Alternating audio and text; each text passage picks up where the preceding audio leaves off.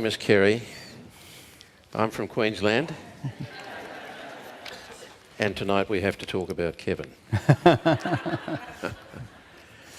So, the fact that you're all here means you know who this man is and you know probably everything that we need to know to get this started. But as a formality, I'll go to the shortest introduction I could come up with, which is straight from the dust jacket. Kevin Rudd is a former Australian diplomat, Director-General of the Queensland Cabinet Office, member for Griffith in the Australian Parliament, Leader of the Opposition and Foreign Minister, twice former Prime Minister of Australia, left office in late 2013, that's one way of putting it. That's what happens when you come second.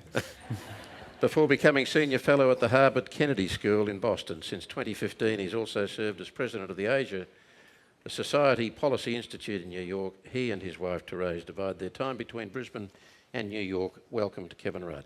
Thank you.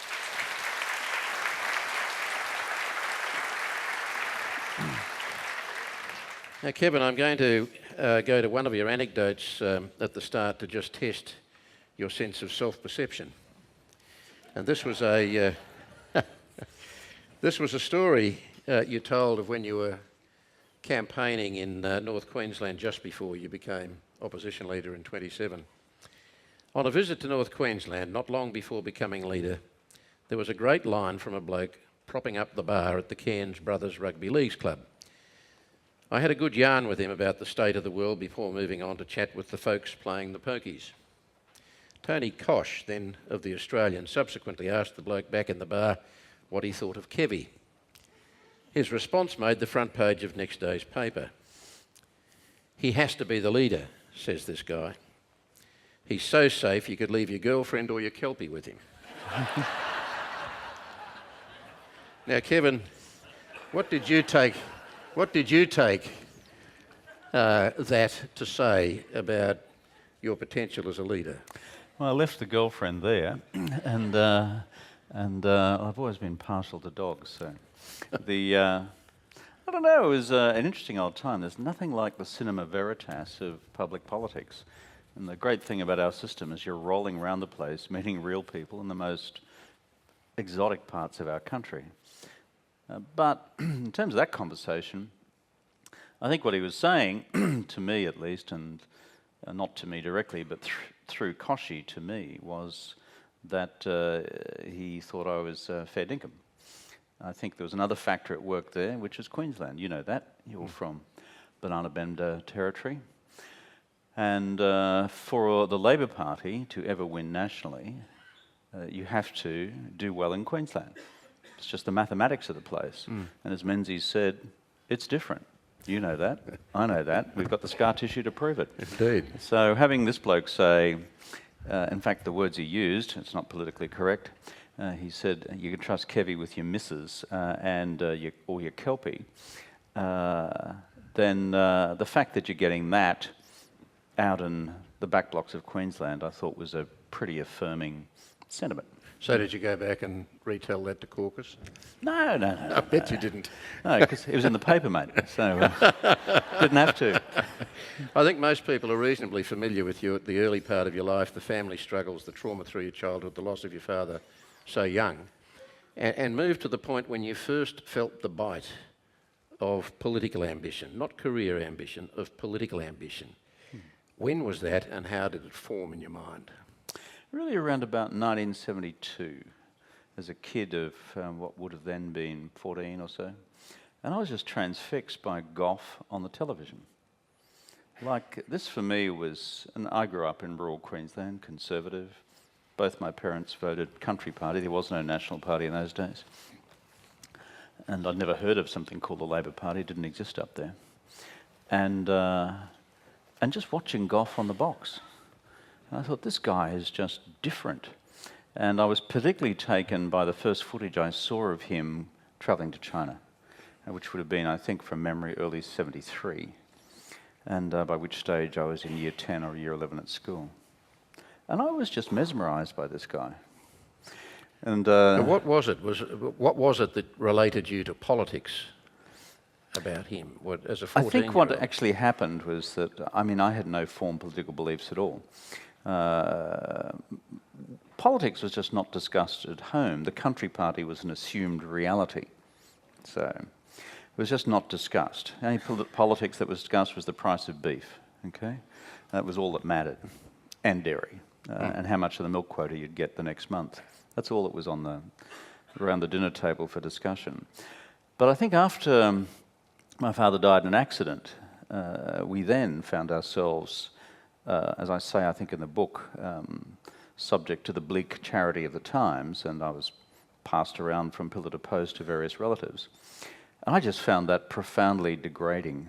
I remember feeling just embarrassed and just a loss of basic human dignity. And so I think, as I reflect back, the connection occurred between that experience and what Gough was on about, not on the China stuff, but Gough talking about decency, Gough talking about equality, Gough talking about opportunity for working class kids. So I think it was a cocktail of that emotional experience of a kid and what I saw and perceived Gough to be representing, and then my mind being blown by this engagement with the other side of the world called China, still in the throes of the Cultural Revolution. So you went to university, you ended up in Department of Foreign Affairs, you were obviously on a fast run, and I think you were contemplating taking up quite a senior posting. And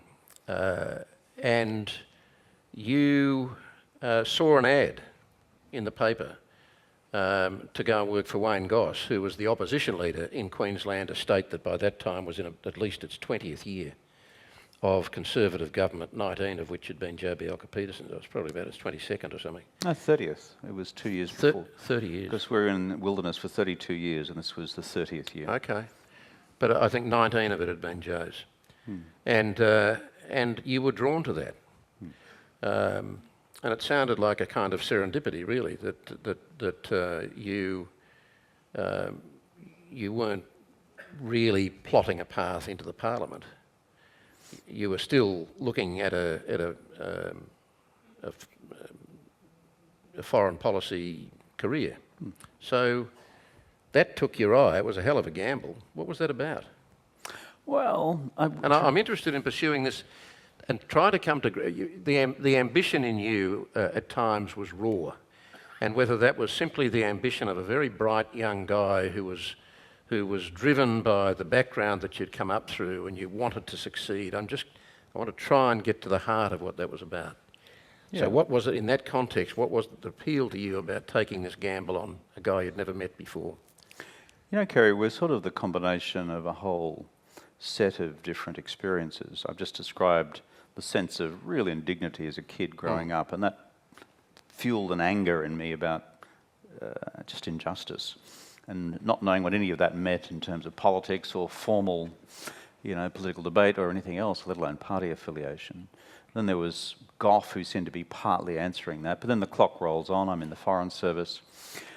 And Therese and I have been first in Stockholm in Sweden for a couple of years, then we had 2 or 3 years in China, a couple of kids, and we came back. Department of Foreign Affairs liked what I was doing, and I always remember this day, and they then offered me a posting to London in the High Commission as First Secretary responsible for intelligence liaison with the Brits and the Yanks. And this was as we were moving towards the end of the Soviet Union, so it was a really fascinating period. And so I came rolling home to Therese, and she was delighted we're going to London. But she also knew that I wasn't all that happy with remaining in the Foreign Service, and I think it came down to this. I remember writing a long memo once to Bill Hayden, who was then Foreign Minister. I was then in the Policy Planning Unit.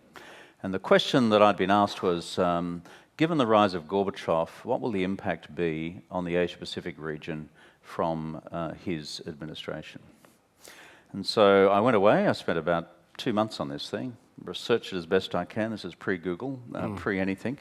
So it's a tough whole thing. Produced this magnum opus, sent it up to the minister, waited 2 weeks, and it came back with tick, good work. Now, seriously, I remember that and just going, what the WTF, It's just, What's going on here? And then it really had this crystallizing effect on me, which was this. Our Foreign Service is one of the best in the world. It's very good at analysis. You read the stuff, you write the stuff. When I used to be in the Foreign Service, they are fantastic at describing and analysing events about which we can do very little.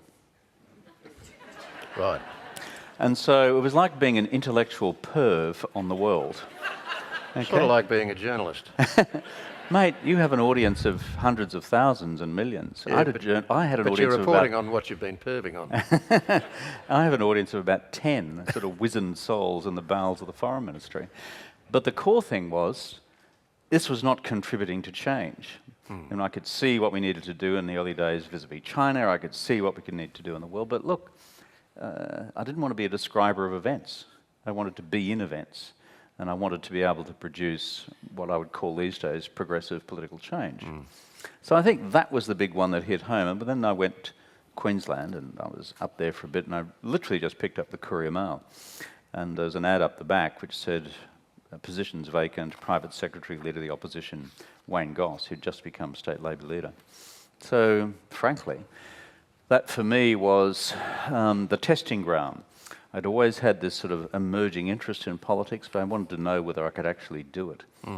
But the existential moment was going home to Therese and I said, the foreign posting's still on. I said, but it's Brisbane, not London. And that went down brilliantly. It went down brilliantly, that's right. But try and extract Therese from Queensland these days. She's been deeply bitten. I'm not. I mean, this is volume 1. And it's more than 600 pages. So I'm not going to lead you gently through it. I'm taking bits here and there, each of which will have their own sense, and each of which I hope will provide some insights to Kevin's experiences on the way through. And one of them is, so you're working for Wayne Goss, you've become his kind of policy wonk, and I don't think the Queensland Labor Party had much concept of what that meant at that time. But he gets into office. Yeah. And there is a moment in time where Paul Keating's Prime Minister in Canberra, he's trying to steer Mabo through this incredibly complex and controversial legislation with a whole lot of competing parties, none of whom trusted anyone. And Paul is in conflict with your boss, Wayne Goss. Big time. So I'll just read this. The passage of the Native Title Act in late '93, coupled with Keating's decision to bypass the states in doing so, the public battles over the Wick claim and Comalco operations at Weipa and Gladstone added to the ignominy of Keating's treatment of Goss at the Financial Premiers Conference effectively spelt the end of the Goss-Keating relationship.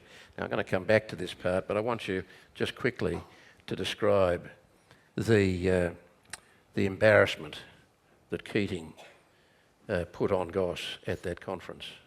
Well, it was one of the great things about being a junior woodchuck in the operation. Like, I was Premier's Chief of Staff, I think, and but I was barely 30 at the time.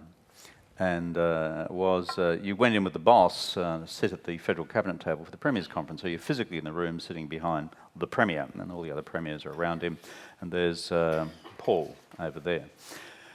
And the federal bureaucracy is sort of aligned on the other side of the table, looking at you as if you're worthless scum. That's part of the psychological preparation for the new federalism.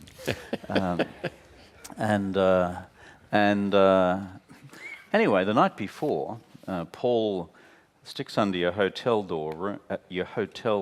room door, a piece of paper which outlines the distribution of what's called the financial assistance grants to the states. And there's a trick to this. There's two methodologies, which I will not bore you with. But essentially, one methodology advances the big states, namely Victoria and New South Wales, and another one advances the rest of us little guys, Queensland and the rest.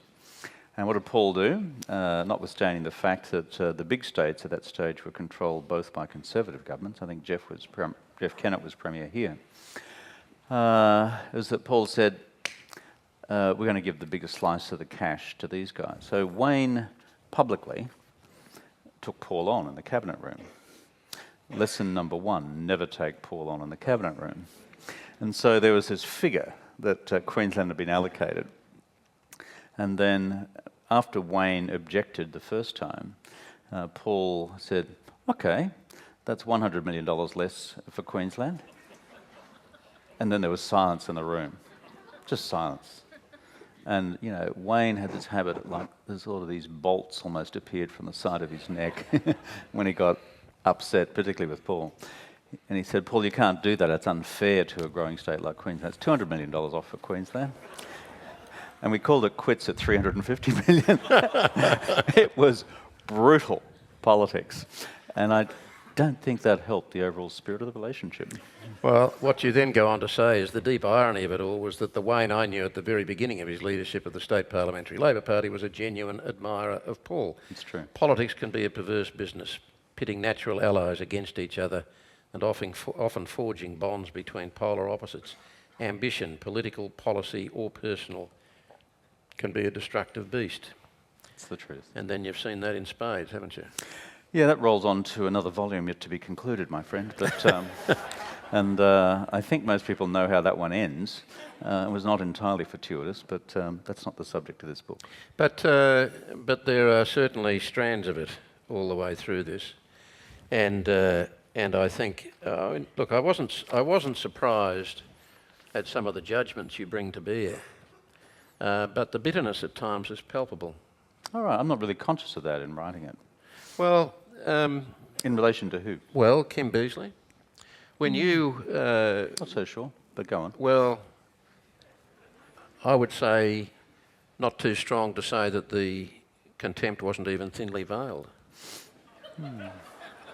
Well, it kind of got like this. I mean, Kim was warm, avuncular, well-read in Australian military history, not much interested in the economy, not much interested in social policy. And Kim's underlying view was that, and I had these conversations with him many times, and I think he had it with journalists as well, which was, mate, governments lose power, oppositions don't win them. So our job is sort of to hang fire and wait for these buggers to stuff it up. And this just didn't gel with me. And what I and a number of the other colleagues feared, that as we lost one election after the other, bump, bump, through 96, through 98, through 2001, and then Kim returning to the leadership later on, is that we as a class of 1998, and there were many of us, would end up being just like the class of 1949. That is, they lost power under Chiff, and we didn't regain power until Gough. 23 years in the wilderness. And it felt as if we were drifting in that direction, because Howard, and people often forget this, was, I think, the most formidable Conservative politician, not policy leader, politician of his time, and certainly second only to Menzies. And this guy had to be gelignite out. I mean, Howard, do you remember Lord of the Rings, My Precious? This is the office of the Prime Minister. My precious. My precious. Seriously. And so for Kim to go around and say, oh, mate, they'll just, you know, fall over and that'll be the end of that. Howard will run out of puff. My precious. And for God's sake, he had to be dynamited out of that. And the election campaign of 2007 was brutal, absolutely brutal.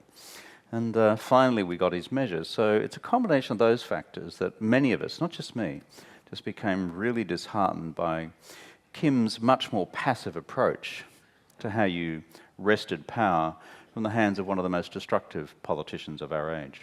Another reflection of that was when you went to him and raised the possibility of becoming a junior shadow minister.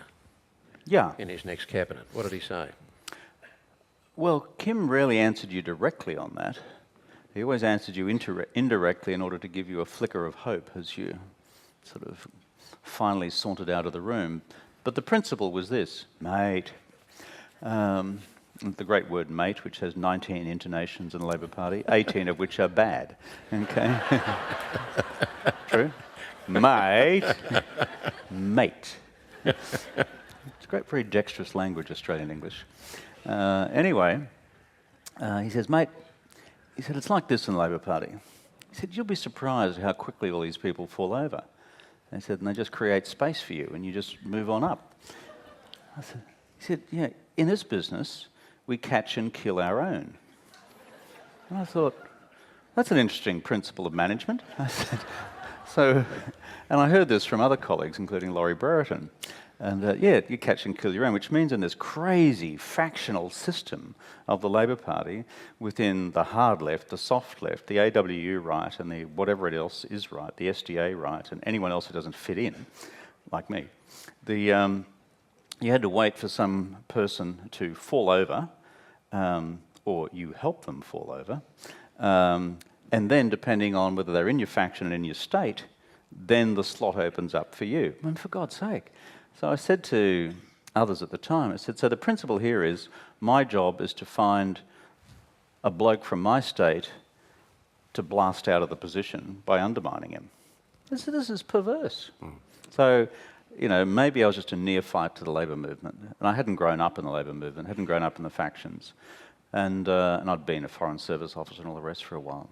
So it just struck me as a genuinely nuts principle of trying to actually build a common vision for a political party whereby everyone felt as if they're having a stake in the future and getting on with it. I expected some pretty biting comments about Wayne Swan and Stephen Conroy, and to a lesser extent Stephen Smith, and I wasn't disappointed. Well, mate, if they've whacked a few harpoons in your back, you know, you don't exactly have a sense of equanimity about it. Well, yeah, I'm particularly interested that you reveal that Mark Latham, I think it was a mutual colleague who told you that Mark Latham had let this person know that he'd actually appointed Wayne Swan as Shadow Treasurer as a joke on the party. Yeah, no. But that then, when you'd had the opportunity to name your own treasurer, you still went with Wayne Swan. That's true. And I own direct responsibility for that in the book. I'm very candid about it. I think some people have asked, you know, how much of this book deals with various individuals who ended up having a particular hostility towards me over time. I think you need to bear this in mind, Kerry. I mean, most of these things have been written in books over the last 5-7 years. Yeah. I've responded to none of them. Zero. And the reason was I wanted to simply consolidate what I think is my legitimate right to self-defence on those questions in a single volume. That's the book you have before you. But the book is much bigger than that. It's about Howard and the Howard government, but it's also about why people go into politics in the first place. So I'm going to come to John Howard in particular. I'm going to come to Iraq in a moment. But just to deal with that, was that a moment of weakness of yours not to give Swan a different portfolio and put the man you wanted in that portfolio, Lindsay Tanner? Was that you still allowing yourself to be a victim of the factional games? I think on balance, yes, it was a failure on my part, and I admit that in the book. And Stephen Conroy, who Robert Ray had warned you to get rid of, basically. Yeah, but Conroy was different in that sense, that Conroy actually knew something about his portfolio responsibilities, and he was actually a person you could work with much more confidently at a professional level. Questions of personal trust have turned out to be a little different.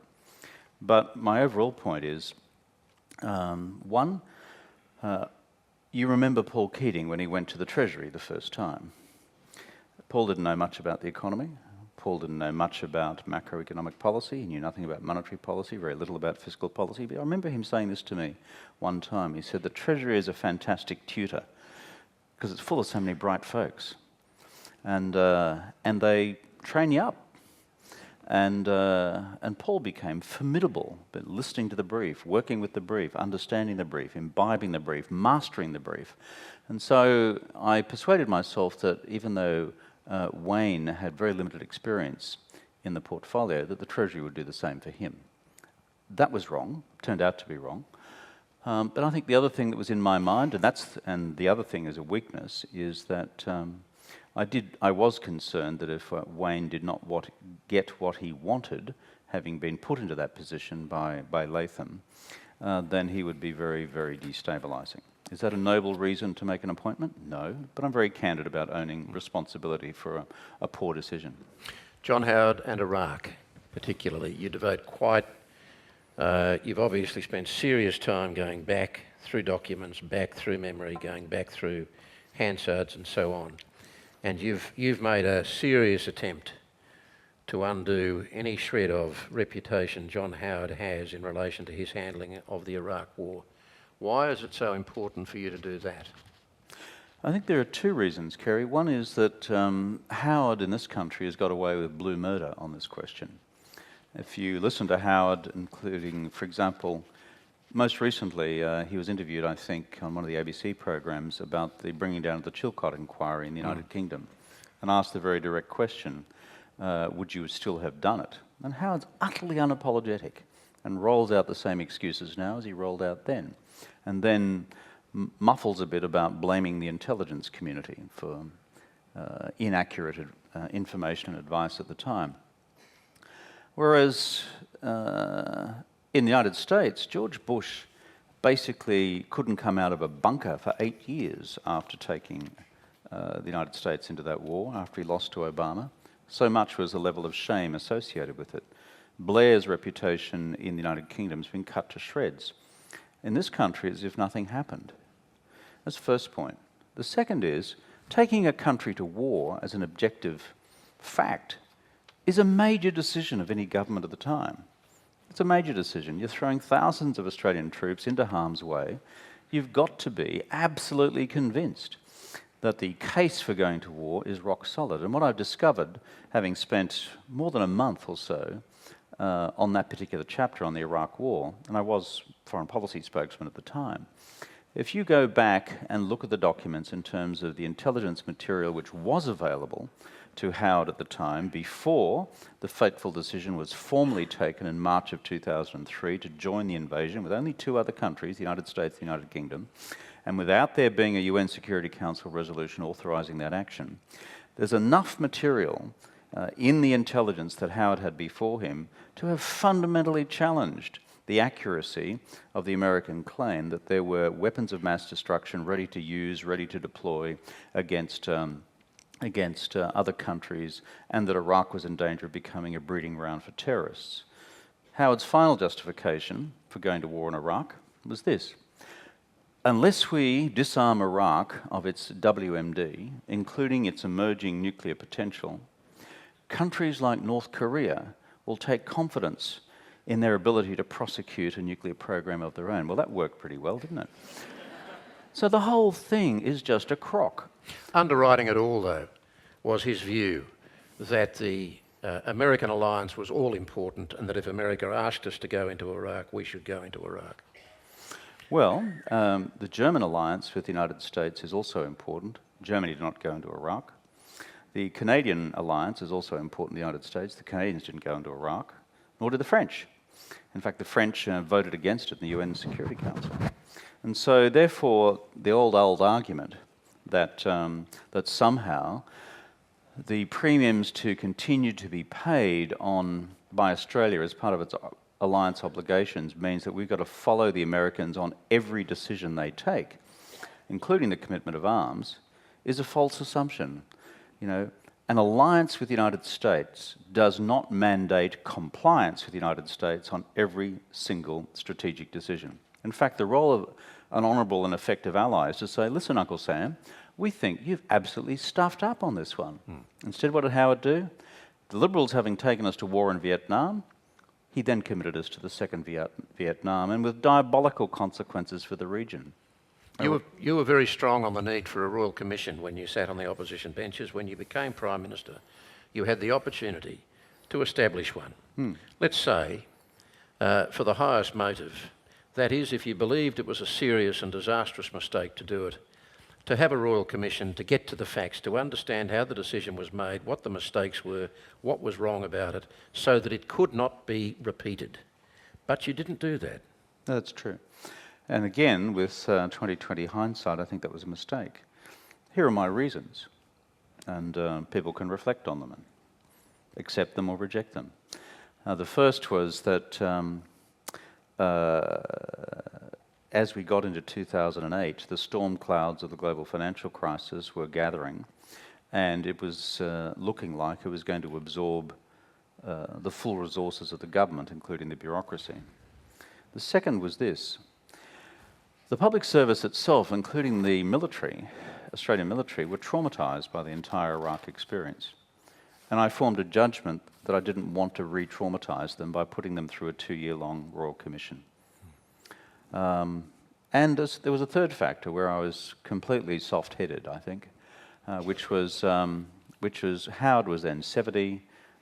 He'd lost his seat to Maxine McHugh, who'd run this fantastic campaign in Bennelong, and finally ousted the guy not just from government and not just from the Prime Ministership, but from the Parliament itself. Did I really want to pursue a 70-year-old guy with a Royal Commission which would have been seen as into himself? Was it my reasons. Was it really about pursuing John Howard, or wasn't the important thing about coming to understand how it had happened? Not as a weapon to beat John Howard over the head, but so we as a country could understand what had happened and see for ourselves whether mistakes really were made, whether there really were deceptions. Was it really as bad as you believe it was?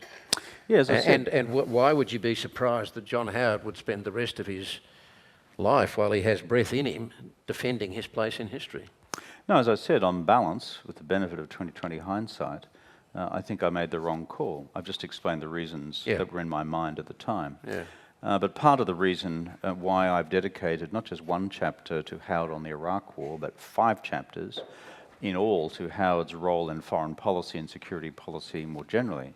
Tampa, refugees, the Howard Doctrine, the Deputy Sheriff of the United States in Southeast Asia, policy and doctrine of military preemption against our neighbours, Iraq itself, followed by, of course, the Wheat for Weapons scandal, followed by the Abu Ghraib prisoner abuse scandal. I mean, the Howard government's paw prints are across all these things. So if you like, mate, having been to a Catholic school, this is my own penance, there are 5 chapters of this stuff seeking to deconstruct the Howard argument. And in fact, I think you've observed, if there are 1,000 references in the back of the book, about 500 of them relate to John Howard. Yeah, and what I know... He's going to be very busy. Yeah. John Winston Howard's mission as of now will be, one by one, my precious, to go through each of these footnotes to find if there's 1 out of 506 that I've screwed up on. Now, you'll be pleased to know we're not going to dwell on talking about Mark Latham, but I want to move to another important relationship for you, which was one that you certainly didn't have early in your parliamentary life, and that was Julia Gillard. Yeah. You're in despair about the leadership of the party and where the party's going. It's a vacuum, in your view. Kim Carr comes knocking on your door, the sort of hardline lefty from Victoria, and he's proposing that you and Julia get together. I mean, I was interested with that whole description of the range of conversations you had, and it gradually moves to a point where you're both serious about this being a viable prospect. And it gets to the tricky point where you've got to decide which one of the two of you is actually going to be the leader. It's a focusing question. Because you've both got the ambition in spades. And she is as practical as you are about more practical in a sense, because she's the one who has to tap the mat and say, well, it's got to be you, Kev, because I'm on the left and I won't be able to muster the numbers. But then the next tricky bit is where you say to her, well, Julia, how long do you think is a reasonable time for me to be Prime Minister before it's your turn, or to be leader before it's your turn? Yeah, a slight twist on that in terms of what happened and what is written there. Yeah, the whole conversations with Julia over forming a team to become leader and deputy of the Labor Party started in a very small way with what happened with the re-election yet again of Kim to the Labor Party leadership after the trauma of the Latham years. And so people here won't recall it, but both Julia and myself were possible candidates for that election for the leadership of the Labor Party back in whatever year it was. And so both of us ended up being brutalised by the factional system simultaneously. And though we didn't really know each other well prior to that, though we were elected together into the caucus, I think there was something deeply bonding about how the factional system had been, what it had been like in our experience personally, the sort of campaigns run against us personally. That began a soft conversation about the future. And then Comrade Kim Il-Kar, as he's called, Kim Carr, sorry to Kim if he's here tonight, but it's said with affection. Wanders in one day, and he's sort of marvellous, kind of, sort of almost Lenin-like three-piece suit. This is not John we're talking about. No, Vladimir Ilyich, and so he says, "Now, comrade, we need to talk about the leadership." I said, "Yes," and so then he laid it all out, and he had already spoken to Julia, and had concluded, one, that she was up for a joint ticket, and he told me that it would be a case of me being the leader and she being the deputy leader. So that conversation already occurred between the two of them. Right. It was not constructed here. And then finally, to go to your point, so we all go around to Kim's apartment in Canberra, sort of a couple of weeks after that, where we actually have our first three-way conversation about this. So I bring the booze, Julia brings the dessert, and Kim gets the Chinese, traditional sort of Labor Party division of labour. And so we're sitting there around this tiny table, and then Kim, ever the broker, says, "Now, Kevin, you'll be worried about what happens if you don't win the 2007 election.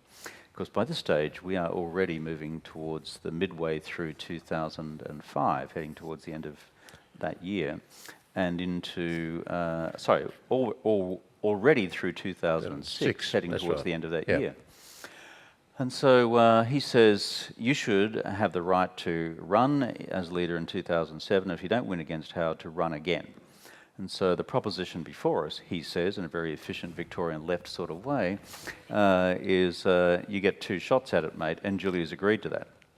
So, I mean, I didn't even thought that far ahead, to be quite honest. I was still sort of struggling with how all this was going to work. So they'd obviously had that conversation as well. Julia's response, though, was very pragmatic. She said, "Yep, I've agreed to that with Kim. The only caveat is, if you run in 2007 against Howard, and the result has you go backwards against the number of seats we already held, then she reserved her position to run." So that's the background to it. That's exactly how it all came about. Now, another part that caught me was when you say that your power and authority as leader of the Labor Party never actually came from within the party. It came from the people, from the public. It certainly didn't come from the factions. So elaborate on that. Basically, you were clinical and clear in your view that for you to be successful, you had to draw on your power from the public of Australia rather than from within your party. That was your first draw of power, which you would then use within the party. Well, it was more organic than that, mate. It was more organic than that, because I had no idea how I'd go down with the voting public. No idea whatsoever. I'm from Queensland, I'm Kevin, here I am. People could just go, you know, you just don't know. I mean, it's a huge leap into the dark, this business, as you know. So what happened, I think, was that having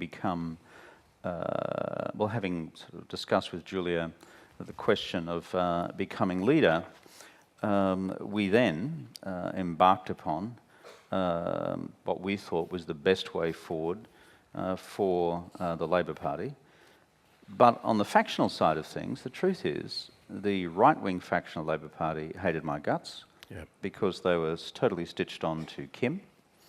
But there was enough dissent from within those groups that they were prepared to break away from some of the factional discipline being imposed on them. And as a result, we were able to put together sufficient numbers to win. But I knew that if I wasn't able to command the respect and support of the Australian people, that I'd be chopped to bits before too much longer.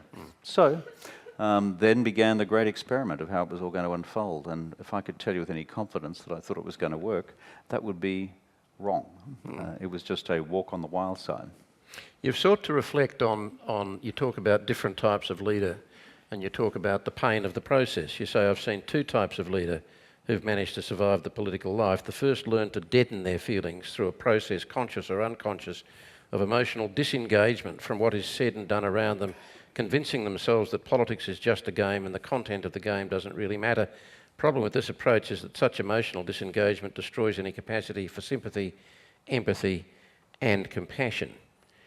And then there's the second type of leader. And you saw yourself as the second type of leader. So what is the second type of leader? Well, one where you just can't help but feel about basic questions of justice. I mean, I described before what it was like sort of growing up as a kid and then suddenly not thinking about but experiencing what I felt to be injustice, not having a secure place to stay, not having any money, being kicked around with relatives. So what I'm seeking to argue there is that people whose passion is enlivened by the question of how do we bring about justice, how do we work for the many rather than the few, whether it's in the economy, whether it's in housing for people who are homeless, which was a deep passion of mine, whether it was about what we did on climate change, whether it was about our attitude to generosity to people who were dying of starvation abroad and poverty in the developing world. This is all about the many versus the few. So it actually is a feeling in your guts. And you can't do anything about it. That's me. And rightly or wrongly. But you see that as a road less travelled. It surprises me. Well, I'm reflecting on my period in the parliamentary caucus. There were some colleagues like this, but I've got to say it was a road less travelled because many people may have started that way, but frankly the sheer brutalisation of the political process as you run into one factional brick wall after another, or you've been excoriated and then, eviscerated in the Murdoch media the next day, and the day after, and the day after that, is that people naturally start putting up walls, and that it becomes a much more pragmatic transactional business rather than one driven by basic root causes of there is injustice, and we in this movement, which has been around for more than 100 years, our historical mission is to right those injustices to the greatest extent we can. I was fascinated at the way you, and I wonder whether Theresa's influence is at work here, you talk about the amygdala and the central cortex, and the one of which is the short, is in using one you're going for the short, sharp emotional response, and the other is the seat of human reason. And you say that conservatives tend to use the amygdala, and progressives are more inclined to go for the central cortex, in other words, the voice of reason. Well, for me, it's almost the current day alchemy of conservative versus progressive politics. I've learned a lot from Theresa on this, who's trained as a psychologist, and she understands the neuroscience. But if you dig a bit deeper, there's a huge body of neuroscience literature around, particularly in the United States, about how conservatives in particular use and abuse the neuroscience. What do I mean by that? Short, sharp, overwhelming emotional responses, essentially about fear and anxiety, prompted by external suggestions about terrorists, about refugees, about debt and about deficit. I call it the John Howard, quadrifecta, And if you've looked at most elections since then from the Conservatives, it's basically pushing this button, that button, that button, and that button to affect people's immediate emotional reactions, folks who are not going to unwrap the arguments. And they know from history it's very potent, really potent.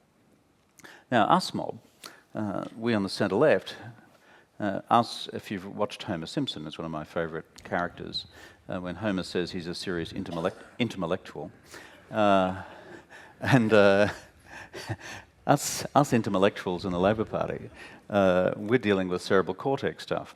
We'll have a 20-day seminar on deconstructing the causes for homelessness in the southwestern suburbs of Melbourne, followed by a 10-day seminar on how we can fill that gap, given a range of economic assumptions, social participation surveys and the rest, and here is the end conclusion. There you go. There's 4 pages on that, 40 pages on that, and that will cause swinging voters to come to us. Pigs might fly. So what is the implication of that for the left? Or for the centre, or for whatever you... Well, let's call it progressive. I have trouble calling anyone left anymore, but go on. Except on this, mate. Well, there is an open question about the extent to which the terminologies of 20th century politics apply. Progressive. Progressive is better because, frankly, if you look at the accumulation of the progressive political project in Australia, it's not bad. The progressives brought in age pensions. The progressives brought in industrial laws. The progressives brought in laws to ensure people's workplaces were safe. The progressives under Paul brought in superannuation for working people. The progressives under Hawke brought in universal health care called Medicare. And the progressives under us brought in something like paid parental leave because we thought working people should have some support when they're having kids. This accumulates. Not every exercise is perfect, but I actually think, therefore, there is a legitimate progressive political project, and I couch this book as an essay of encouragement in the prologue for young people contemplating participation in public progressive politics who are concerned about whether they've got the wherewithal to go and do it because it's so hard and it's so personally costly. So for me, I mean, these are still clear narratives. I can just have one point, just one point. The reason the Conservatives press the fear button rather than us pressing the hope button, which is what we do, because here is legitimate hope resting in real change in this area, that area, and the following, from health to education, the rest, is because the underlying essential nature of the Conservative political project is rotten, and it sounds bad. Why does that? Because it is bad. When did you last hear a Lib standing outside a polling booth somewhere in Melbourne saying, the reason I'm running in this election on behalf of the Liberal Party is to make you and your kids pay higher fees to go to university, or that I'm about to take the meat axe to Medicare payments, or that I'm going to abolish one thing or another. They don't do it. Or, in their case, tax changes which benefit the rich rather than the poor.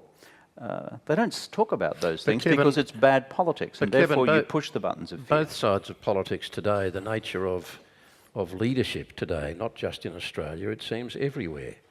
Both sides, whatever you want to call them, conservative, progressive, they're both dancing the dance. They're both trying to dodge through the raindrops and not get wet, as Ellen Ramsey once wrote wonderfully about John Button. It's trickiness on both sides.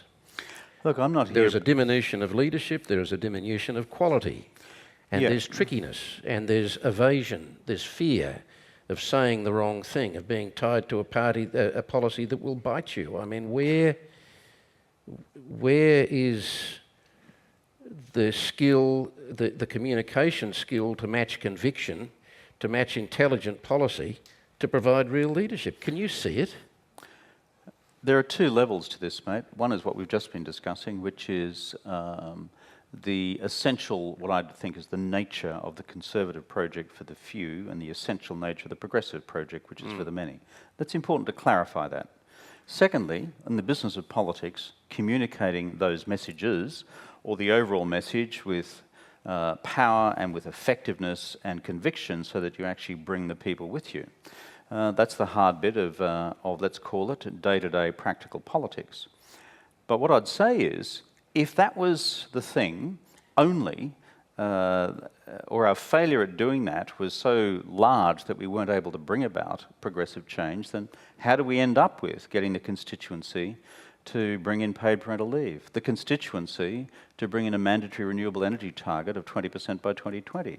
These things actually happen through the power of persuasion and the program we put to the Australian people, and in other areas as well. Or the argument I put at the time, I can sit on my hands and just wait for this global financial crisis to roll over the top of everybody because that's the magic of the marketplace, or you radically intervene through Keynesian economics to make a difference. And that's exactly what I did, because it affects the many and not the few.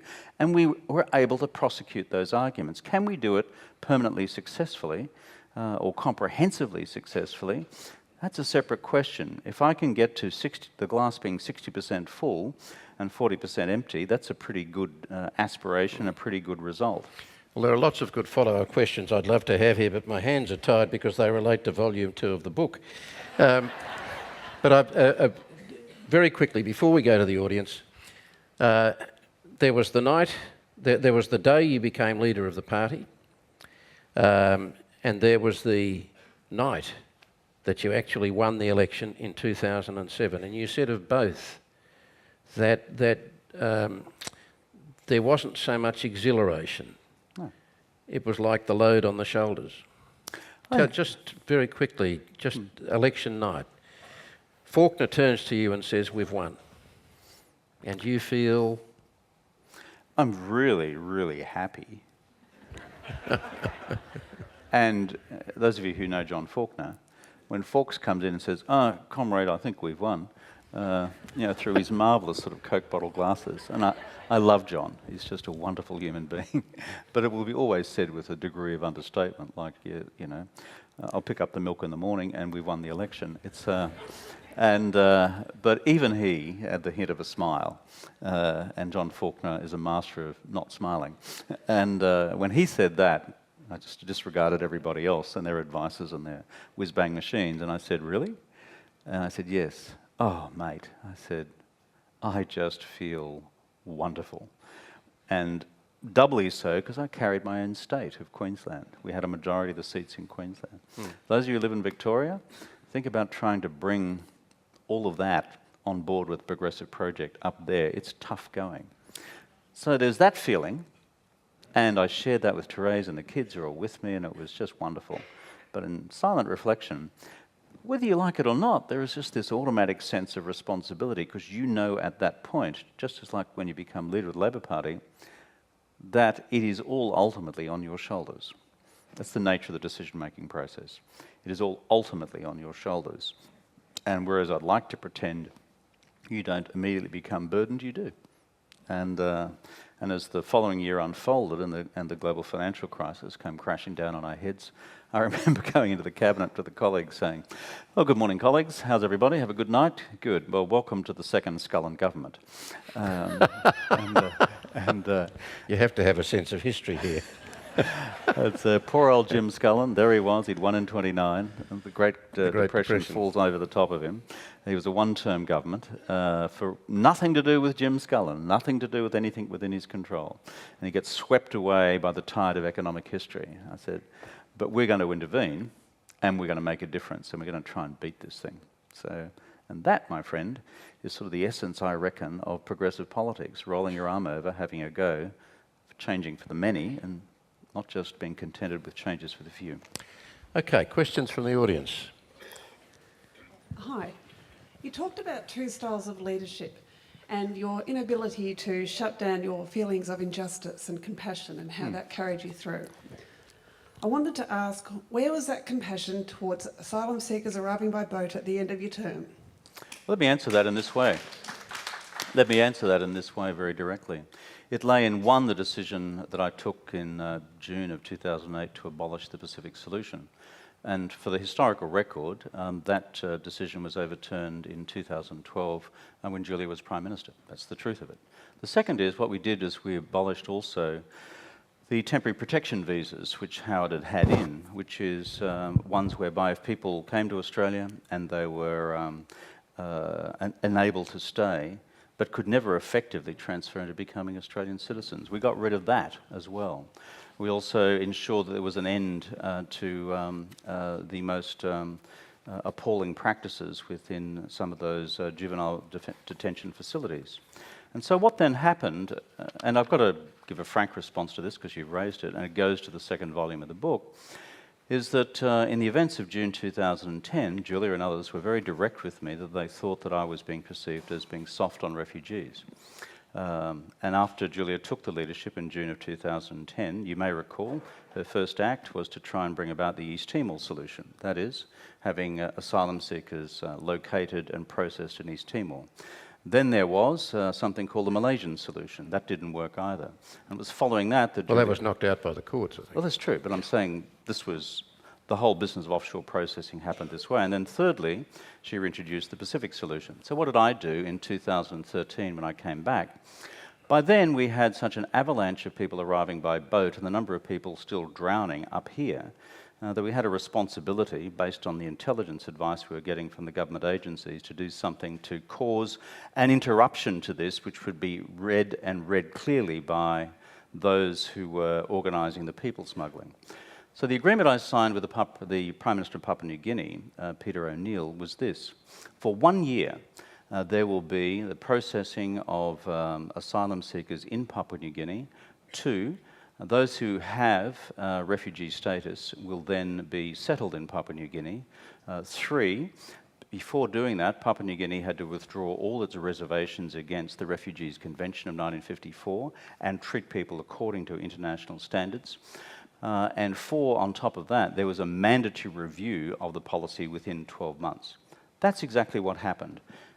What happened then subsequent to that is that after Abbott won the election in September of 2013, is that Abbott did not effectively implement the agreement.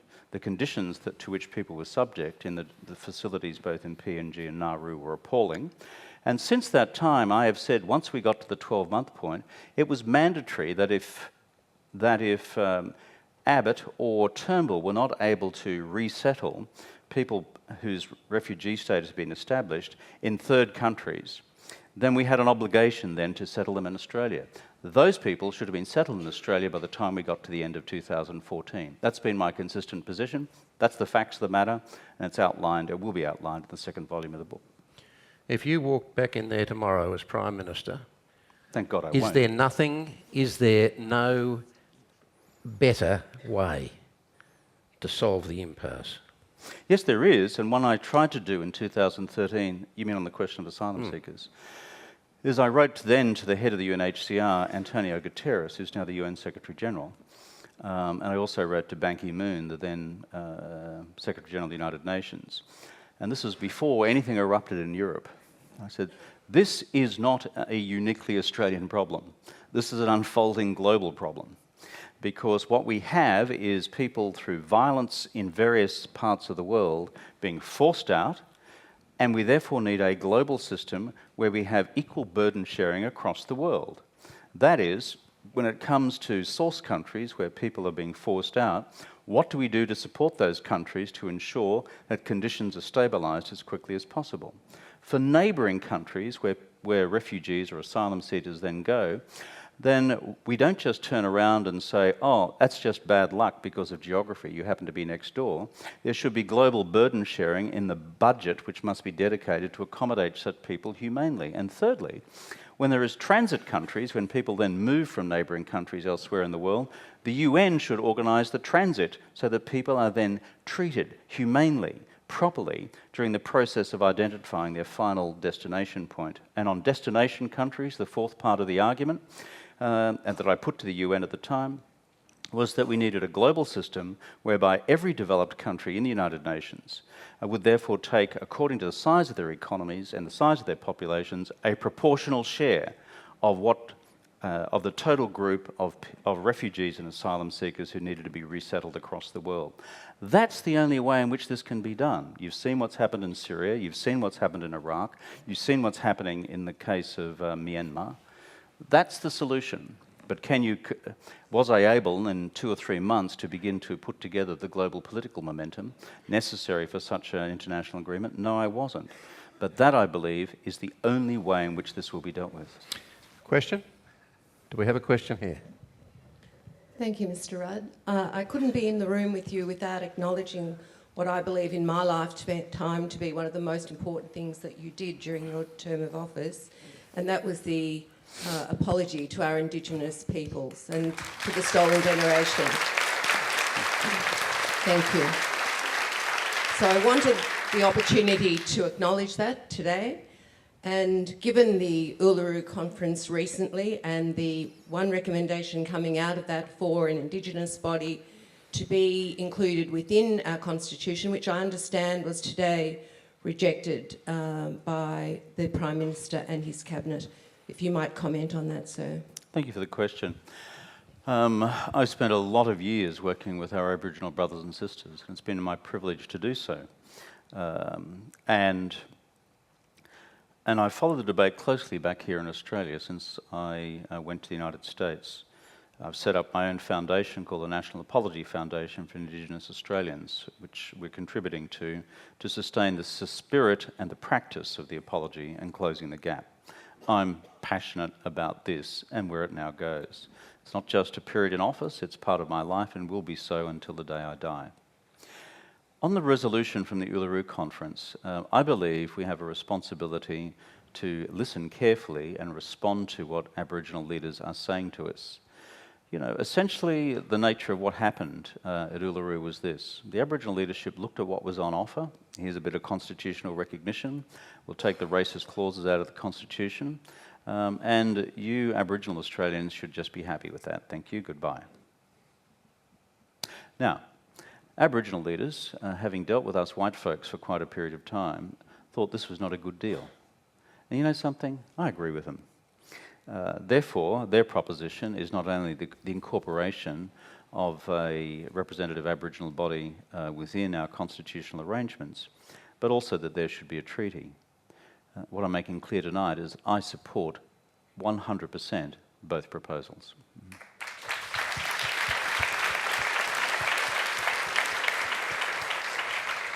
Question up top.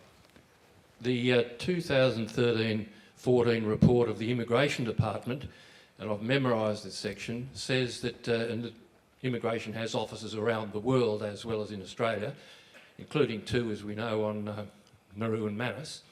It says that of the 449 incidents of death, injury, serious illness and so on reported, this is under the Health and Safety Act of the Commonwealth, to Comcare, 83% involved asylum seekers and did not involve workers.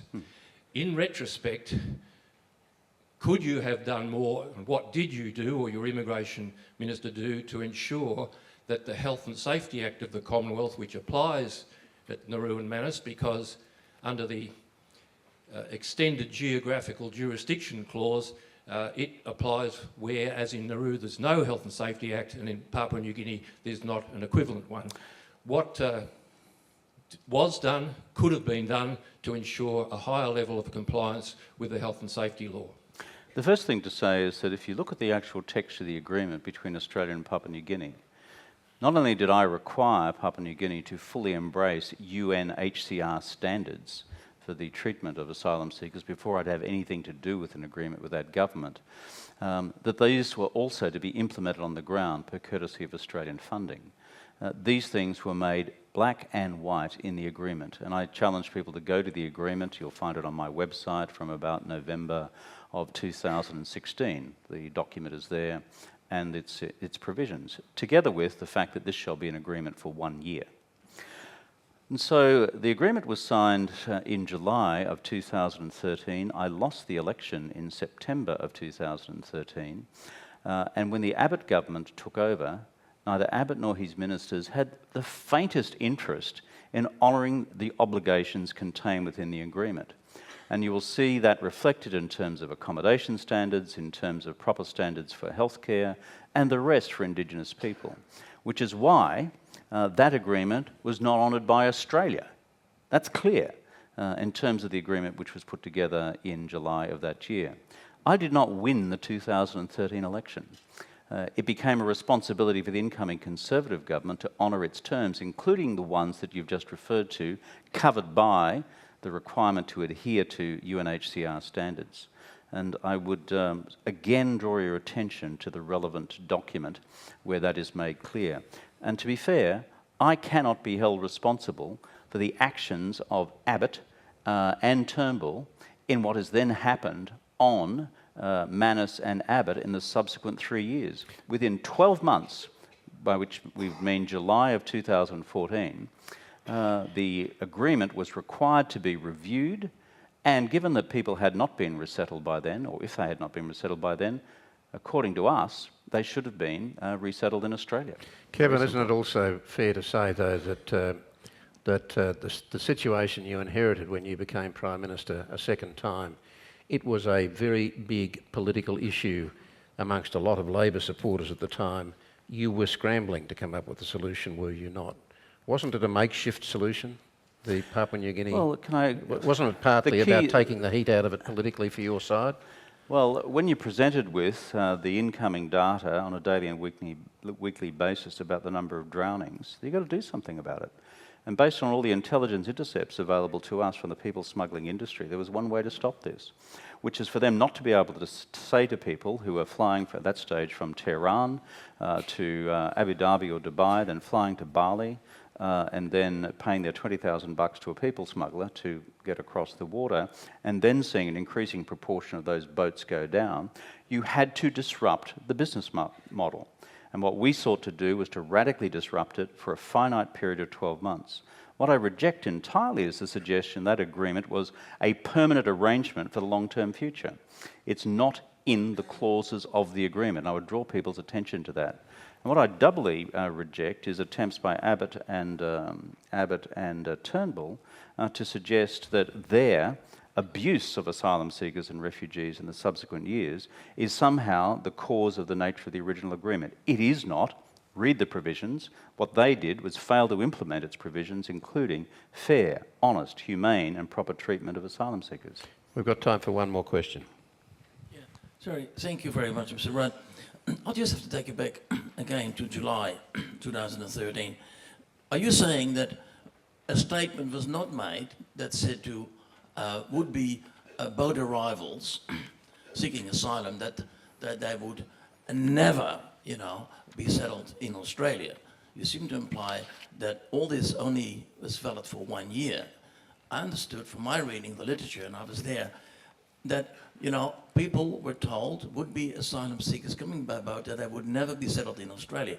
A lot of us, including myself, felt very diminished, as Australians when this stuff happened, and I, for one, resigned from the Australian Labor Party after 45 years. So what is your question? My question is, can you just re-emphasise that? And the other question related is, do you still call yourself a Christian, and are you still a member of the ALP?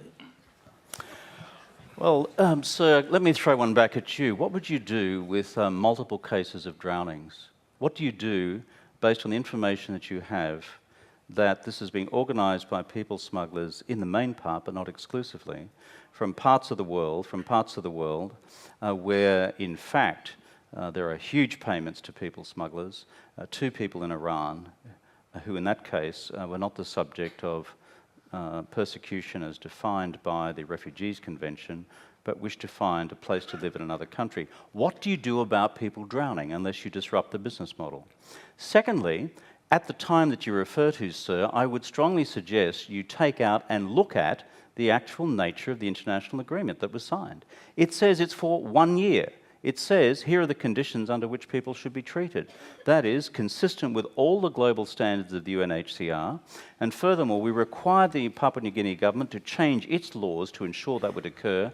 And finally, the agreement says, and when resettlement occurs in Papua New Guinea in that 12-month period, that it shall not just be on Manus Island, but across the major centres of Papua New Guinea itself. That's what the agreement says. Now, it may be part of the generally accepted folklore of some that none of that exists. I suggest you go to the document, read it, imbibe it. That's what it says, and I refuse to be held accountable for what Abbott and Turnbull subsequently did in office.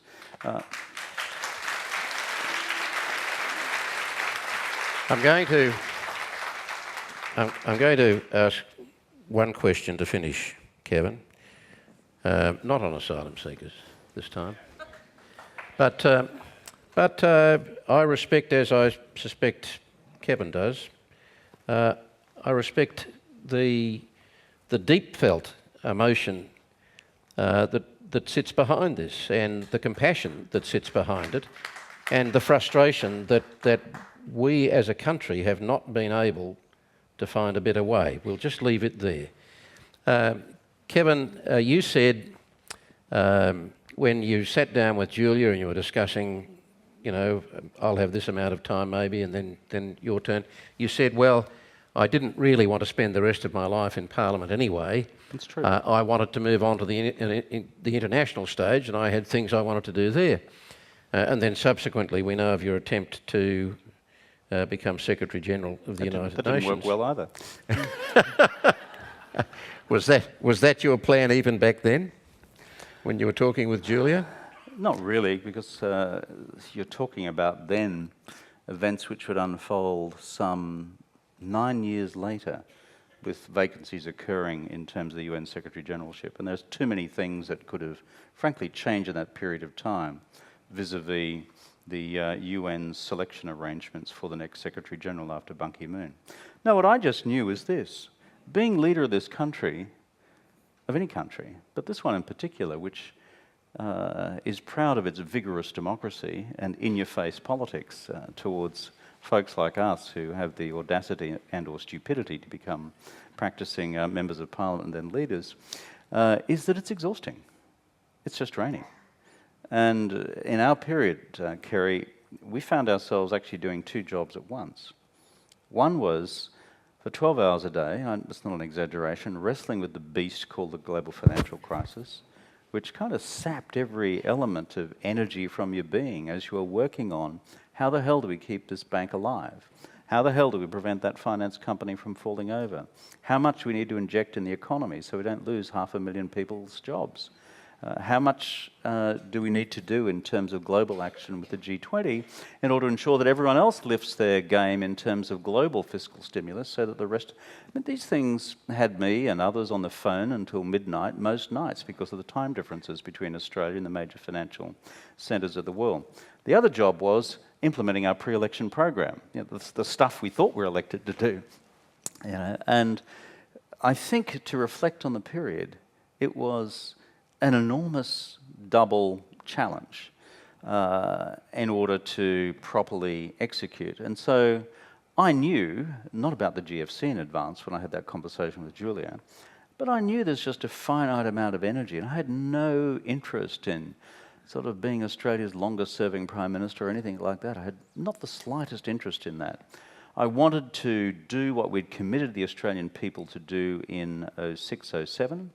I wanted to put the Australian economy onto a new basis for the long-term future. Remember Howard and Costello used to attack me for the audacity of suggesting the mining boom mightn't last forever, that we need to build the new industries of tomorrow. We needed a national broadband network of fibre optic to the premises, not this half-baked News Limited deal. Which the Tories sorted out with Rupert one night and then announced at Fox Studios in Sydney, for God's sake. And to have an education revolution, create the best facilities possible in the primary and secondary schools of the country, create cancer care centres in regional Australia so that people there would have decent survival rates, which they hadn't before, and to get all that done. But I knew there's a human cost to this. And so I made it very plain to Julia, after we'd formed government, that I wasn't going to be around for a huge amount of time. And the tragedy, I think, of the events of 2010 was that we were a fantastic team. We could have remained as such. I said to her many times during 09-10, I wanted to be in a position to ensure there was a smooth transition to her becoming the first woman Prime Minister of Australia. I could see myself serving one more term and then a little bit before energy levels would frankly disappear. And as for the world at large, it was whatever was going to be available at that time. Therese will, I think, back me up on all that. That was kind of the thinking. You can't really discuss too many of those things with anyone else other than your wife. All the national secrets are in Therese's head. You should bring her up here and interview her. I do want to say, Kevin, not only have I enjoyed the read, I do think it's an important book. And if anyone wants to read this, if you work for the ABC, of course you'll go and read John Howard's autobiography if you haven't already, just in the interest of balance. But whatever your politics... Assuming there's an ABC left, my friend. Whatever your politics, whatever your views, this is a part of the debate and an important part of the debate, and it is an important part of the record of our political history. So, congratulations, and I'm looking forward... Thank you.